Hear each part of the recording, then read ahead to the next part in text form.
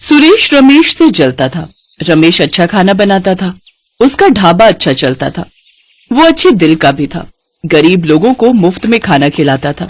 रमेश और सुरेश के पिता नदी किनारे एक ढाबा चलाते थे। रमेश बचपन से ही अच्छे दिल का था और सुरेश बचपन से ही रमेश से चलता था। दोनों भाइयों के बीच में कभी नहीं बनी। दोनों बड़े हुए और एक दिन उनके पिता इस दुनिया को छोड़कर चले गए। उस दिन रमेश ने सुरेश से कहा, भाई, बाबा का सपना था कि हम दोनों एक साथ मिलजुल कर रहें। अब से हम दोनों एक साथ बाबा का ढाबा चलाएंगे। लेकिन ये भाईचारे वाली बातें सुरेश को कहाँ पचने वाली थी। उसने कहा, नहीं, मुझे तेरे साथ ढाबा नहीं चलाना।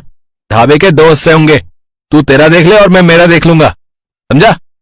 रमेश ने और बात नहीं बढ़ाया। ढाबे के दो हिस्से किए गए। एक हिस्सा रमेश ने लिया और दूसरा हिस्सा सुरेश के पास चला गया। रमेश ने एक नाव खरीदी। मैं हर रोज नाव लेकर नदी से मछली पकड़ने जाऊंगा और अपने ग्राहकों को ताजी मछली खिलाऊंगा। रमेश ने चिंटू को काम पर रखा और सुरेश ने बिट्टू को।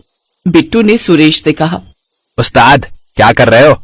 आपके बड़े भैया नाव लेकर नदी से मछली पकड़ने जा रहे हैं, ग्राहकों को ताजी मछली खिलाने के लिए। आपको भी जाना चाहिए। चुप कर, मुझे ज्ञान झाड़ने की जरूरत नहीं है, समझा? कौन इतना काम करेगा? मैंने मछली वालों से बात कर ली है, वो मुझे हर शाम को मछली देकर जाएगा। हर शाम? इसका मतलब दिन में जो मछली नहीं बिकेंगे वो आप खरीदेंगे, और वो मछली खराब निकली तो क्या हुआ?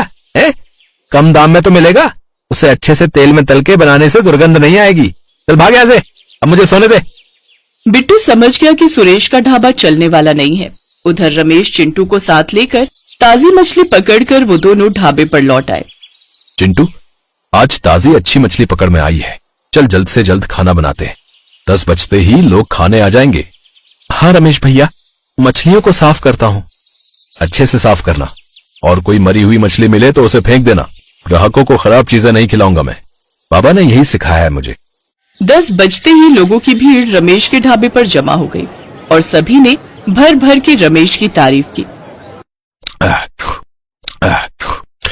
वाह रमेश, तुम तो तुम्हारे बाबा से भी अच्छा खाना बनाते हो भाई, और मछली तो बहुत ही स्वादिष्ट थी। अरे आओ आओ भैया, आओ आओ यहाँ आओ। अरे असली स्वाद तो यहाँ है, आ जाओ। बुलाने पर 2-3 आदमी सुरेश के ढाबे पर खाने के लिए तो आए, लेकिन मछली खाते ही उनका मुंह बन गया। अरे ये क्या भाई है? मछली से बदबू आ रही भाई। बदबू मछली से? नहीं तो ताजी मछली है। अरे सुरेश, मछली ताजी होती तो ऐसी बदबू ना आती, समझे? अरे मूड ही खराब कर दिया तुमने। अभी रमेश के ढाबे पर खाना खा के मूड ठीक करना होगा। जो 2-3 लोग आए थे वो भी रमेश के ढाबे पर ही चले गए।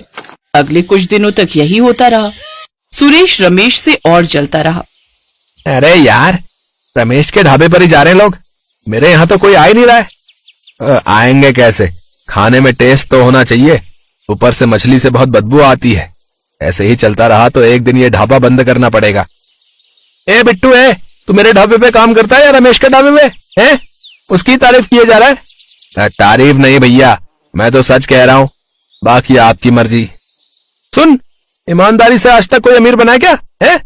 अमीर बनना है तो आसानी से ज्यादा पैसा कमाना पड़ता है। मुझे भी कुछ सोचना पड़ेगा। सुरेश ने अपने दिमाग पर जोर डाला और अगले दिन एक तरकीब लेकर आया। सुन बिट्टू, लोग खाने के नहीं, एक्सपीरियंस के पैसे देते हैं। मतलब खाना कैसा भी हो, बाकी सब कुछ बढ़िया होना चाहिए। इसीलिए मैं नदी के अंदर ढाबा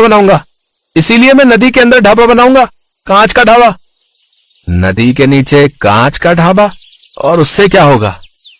उससे लोग खाते खाते नदी की मछलियां तैरते हुए देखेंगे। खाने पे किसी का ध्यान ही नहीं रहेगा, और मैं 4-5 गुना ज्यादा पैसे भी ले सकूंगा लोगों से, समझे? बिट्टू को ये आइडिया अच्छा नहीं लगा। उसने मन ही मन सोचा, पता नहीं ये क्या कर रहे हैं, इसमें कितना रिस्क है। कांच टूट गया तो लोगों का क्या होगा? फिर तो मुझे भी जेल जाना पड़ेगा। लेकिन बिट्टू के पास और कोई काम नहीं था, इसीलिए उसने कुछ नहीं कहा। सुरेश ने नदी के नीचे ढाबा बनाने के लिए अपना घर गिरवी रख दिया और रातों रात अच्छे कारीगर लाकर नदी के नीचे खुदाई करके कांच का ढाबा बना डाला। ये करते हुए उसके बहुत सारे पैसे खर्च हो गए। ये कुछ नया था, इसीलिए लोग उस ढाबे पर जाने भी लगे। ये क्या सुरेश, मछली भात 400 रुपए? ये तो खुलेआम डकैती है भाई। अरे चाचा, स्पेशल ढाबे पर नदी के नीचे बैठ के खाना खाओगे तो पैसा तो देना पड़ेगा ना। खाने का दाम बहुत ज्यादा था, लेकिन फिर भी लोग उसी ढाबे पर जा रहे थे। रमेश के ढाबे पर लोगों ने जाना बंद ही कर दिया। ऐसे कुछ दिन तो बीत गए। एक दिन एक साथ 40 लोग कांच के ढाबे के अंदर घुस गए। प्रेशर डबल हो गया और कांच टूट गया। ढाबे के अंदर पानी आ गया और लोग उसमें फंस गए। अरे अरे बचाओ बचाओ, अरे कोई तो बचाओ। ये क्या हो रहा है अचानक से? जरूर कुछ गड़बड़ है। चिंटू चल मेरे साथ। वो एक एक करके सभी को बाहर निकालने लगा। अंत में रमेश ने सुरेश और बिट्टू को बचाया। किनारे पर आते ही बिट्टू ने गुस्से में कहा, मैंने कहा था ना कि मत करो ये सब। एक साथ 40 लोगों को अंदर घुसा लिया। तुम बहुत लालची हो, मुझे तुम्हारे साथ काम नहीं करना। सभी ने सुरेश को बहुत मारा और फिर उसे पुलिस के हवाले कर दिया। सुरेश का घर गिरवी था, उसका ढाबा भी चला गया और घर भी उसे वापस नहीं